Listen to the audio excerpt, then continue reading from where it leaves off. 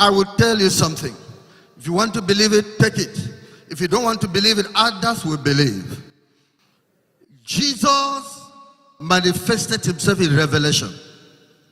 Now this is what he said. He said, I raised up President Trump for Americans.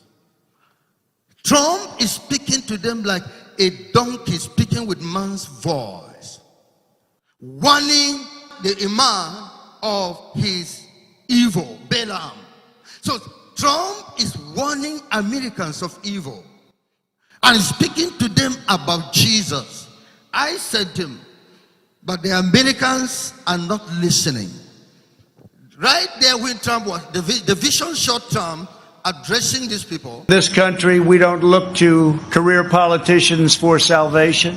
In America, we don't turn to government to restore our souls. We put our faith in Almighty God.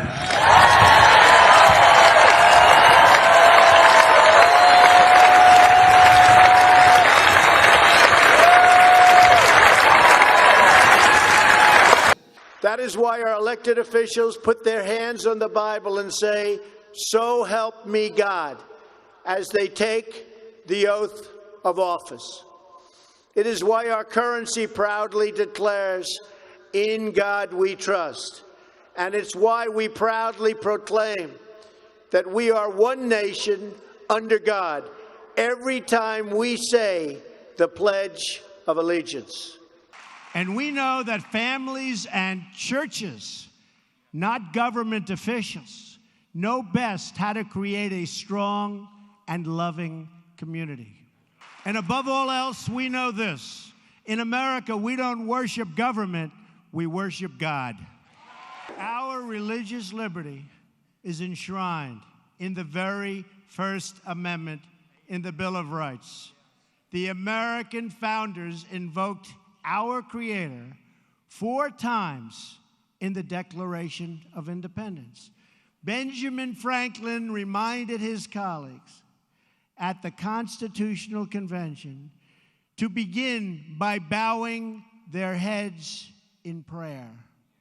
I also want to speak to all of the people, see, you thought I forgot, in our faith community who are here with us tonight, veterans and non-veterans alike.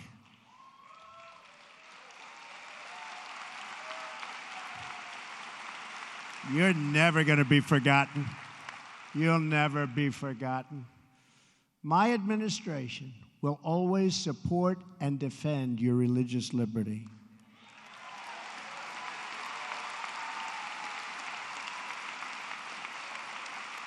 We don't want to see God forced out of the public square, driven out of our schools, or pushed out of our civic life. We want to see prayers before football games if they want to give prayers. We want all children to have the opportunity to know the blessings of God. We will not allow the government to censor sermons, to restrict the free speech of our pastors and our preachers and the people that we most respect. Like Robert.